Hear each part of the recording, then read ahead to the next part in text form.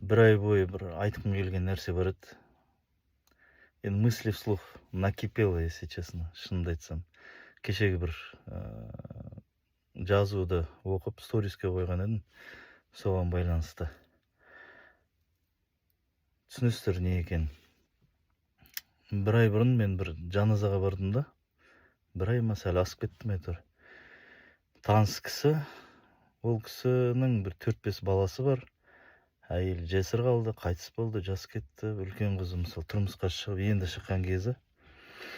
Сол кісіні жерлеп қайттық, асын берді. Енді бүйтіп қарасам, ана бауырымызда не үйі жоқ еді. Времянкада тұратын, 2-ақ бөлмелі, 4-5 баламен. Қызын ұзатты, тойын жасаған жоқ, ұзатқан жоқ. Жай ғана некесін қитты, бері өткен жағдайы жоқ. Времянканы снимать етті өмір бойы. Квартирада тұрды. Мен білетінім, үйінде тіпті еттер де болмайтын. Жетіспейді. Подрядкада, анда-мында, шабашкада жұмыс істеп жүрді да. Енді айтайын дегенім, кетті да, артынан жетім балалар қалды, әйел қалды, жесір. Менің бір көзіме түрпідей түскені бар ғой.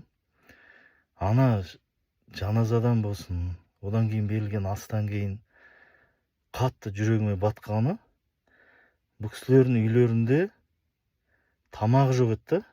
Ал енді қайтыс болғаннан кейін туыстары жиналып, бір жылқы, 2 қой сойды. Бір жылқы, 2 қой. Енді білмеймін енді. Тірі кезінде солар білді соның квартирада жүргенін, қиналып жүргенін, тамағы жетіспей, жетісіп, сондай бір, енді түсініп отырсыздар ғой, сондай бір жағдайда жүрген біліп тұрып, сол туыстары сол кезде, тірі кезінде оған бір жылқы, 2 қой берсе ғой деп ойладым да. Бір жылқы, 2 қой берсе ғой, неге өлген кезде соны жасайды? Мына қазақтың шәркесі айналып кеткен ба, мен таң қалам бар ғой.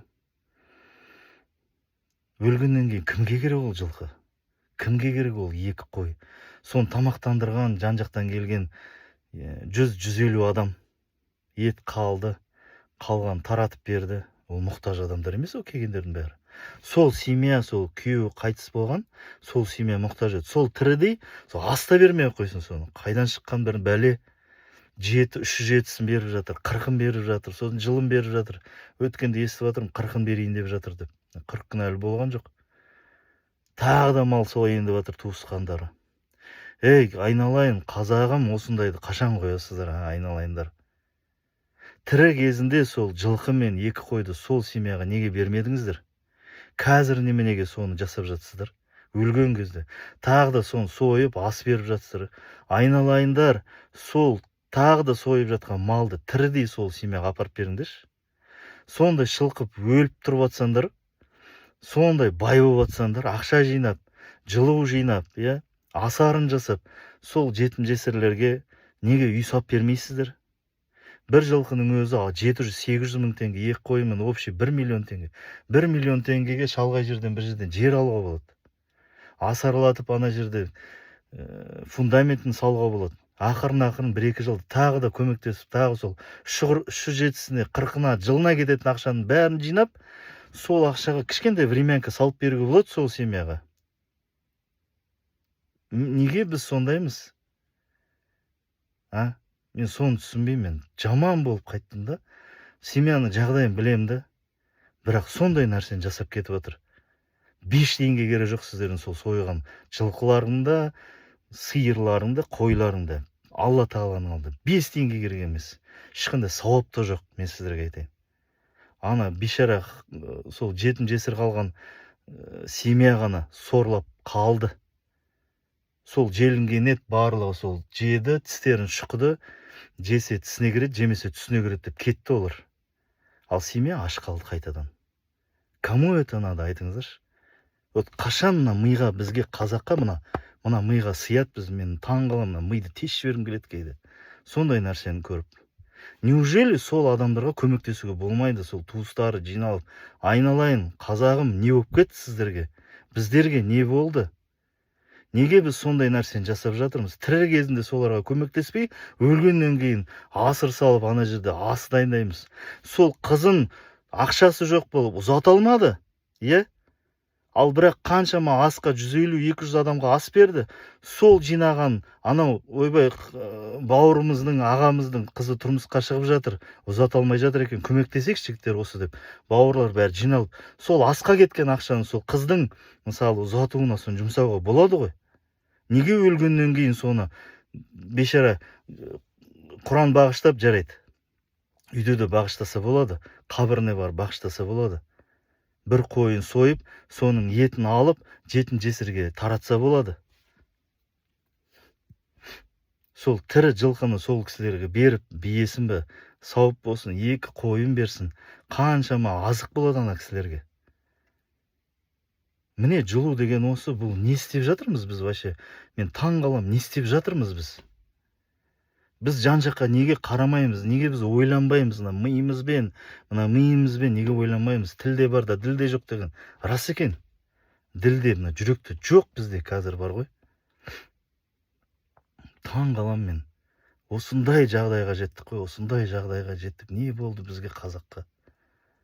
Тірі кезінде ана жігітке көмектеспей, семьяның өлгеннен кейін бәрін сойып, ана жерде шайнаң етіп, қазғарта жеп, ана жерде ана кісі қабірде жатыр. Оның жағдайы не болып жатқан Құдай біледі. Накир Мункабир 3 сұрақ қояды. Аллаң кім, Құдайың кім деп. Пайғамбарың кім, дінің қандай? 3 сұраққа жауап беріп жатыр ма? Ана әйелі жүр жылап, сорлап. Ана балалары жүр жылап, әкемізден айырылдық деп. Мына жақта шайнаң етіп қазақ ет жеп отыр. Соған ашынам бар ғой. Қазақтың осындай пәс деңгейге түскен ашынам. Байлар бере берсін десе де, жағдайың жоқ қой, неменеге соған тыраштанасың деймін да. Көмектесейші ана семьяға. Бәрімізге касается, менің де семьяма, бүкіл қазақ отбасыларына бұл, бүкіл қазақ еліне арналады бұл видео бар ғой.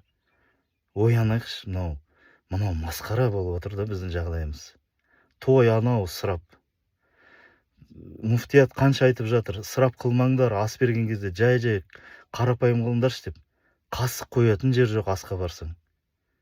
Сол туыстарына той жасап бермейміз, қызын ұзатып атқан кезде. Бірақ малын сойып, жылқысын сойып, ойбай екі ел қазы шықты деп сол жерде әңгіме болды. Ойбай мына қойлар семіз екен. Таң қалам. Бір түйір етте қалған жоқ сол семьяның бар ғой. Қайтадан бар времянкаға барсаң, холодильникте еті жоқ. Бірақ ана жақта ас беріп жатыр туыстары. Әй бейшара қазағым-ай. Не болып бара жатырмыз, таң қалам мен. Алла хидаят берсін бізге.